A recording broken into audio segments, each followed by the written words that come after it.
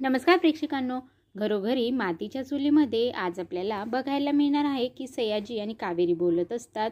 तर इथे कावेरीला आता ऐश्वर्याचा खूपच काळजी वाटत असते आणि मग ती लगेच सयाजीला म्हणते की ह्या मुलीचं लक्षण मला काही ठीक वाटत नाही. तर दुसरीकडे ऐश्वर्या स्वतःलाच आरशात बघत असते आणि खूप स्वतःचा संताप करून घेत असते, कारण सौमित्र्याने तिच्याशी लग्न मोडलेलं असतं आणि आता जी जानकीने तिची ओटी भरण्यासाठी साडी दिलेली असते तिची ती अशा चिंध्या चिंध्या करते आणि फाडते आणि म्हणते की ह्या जानकीची पण ना मी अशीच वाट लावणार नाही, तिच्या पण अशाच मी चिंध्या चिंध्या करणार आहे. आता ऐश्वर्याचा संताप खूपच वाढलेला असतो.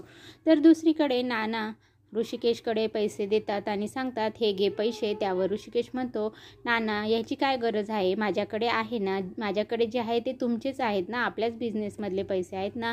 त्यावरती नाना म्हणतात, अरे लग्न घर म्हटलं की पैसा अडका लागतोच. आता ऋषिकेश माई सांगते म्हणून पैसे घेतो. त्यावर नाना म्हणतात, हे बरं आहे, आईने सांगितलं तर लगे घ्यायचं, नाना केव्हाचे म्हणताय तर नाही.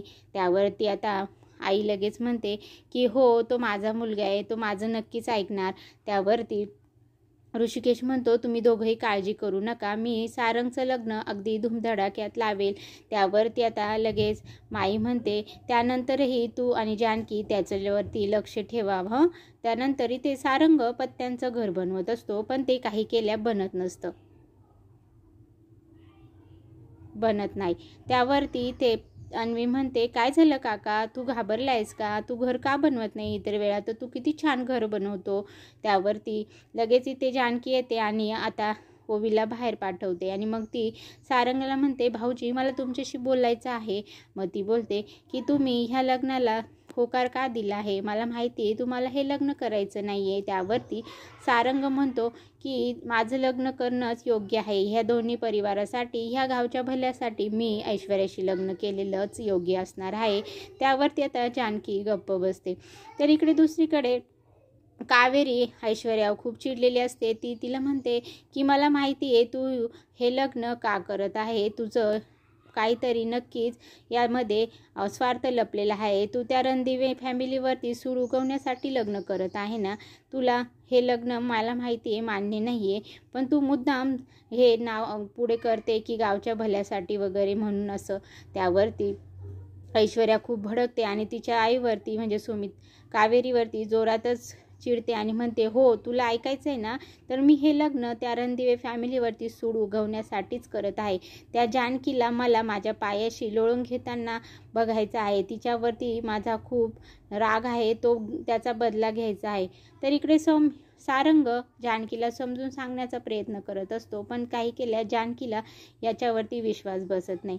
तर त्यानंतर इथे कावेरी ऐश्वर्याला ओढतच घेऊन येते आणि सयाजी समोर उभं करते. त्यावरती सयाजी लगेच म्हणतो, काय भानगड आहे कावेरीबाई, तुम्ही ऐश्वर्यावरती असं का चिडला आहात आणि असं तिला फरफटत इथे माझ्यासमोर का घेऊन आला आहात. त्यावरती कावेरी म्हणते, तुमच्या ह्या मुलीचे प्रताबाई का, ती ह्या लग्नाला का तयार झाली आहे, तिला विचारा. त्यावरती सयाजी म्हणतो, काय झालं ऐश्वर्या बाळा, का बरं तुमची आई एवढा संतापलाय.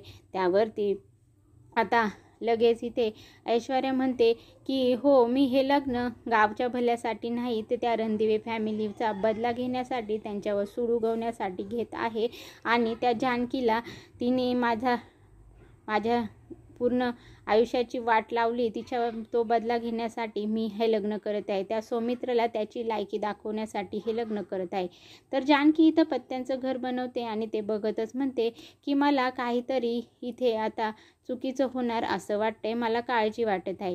तर इथेच आजचा भाग संपतो आणि पुढच्या भागात आता आपल्याला बघायला मिळणार आहे की इथे कावेरीने जानकीला फोन केलेला असतो आणि ती सांगते की जानकी बेटा मला तुझ्याशी खूप महत्त्वाचं बोलायचं आहे. त्यावरती जानकी पण बोलते, हो बोला ना कावेरी काकू. तर तेवढ्यात इथे ऐश्वर्या येते आणि कावेरीकडनं फोन हिसकावून घेते आणि ती बघते की जानकीशी कावेरी बोलते आहे.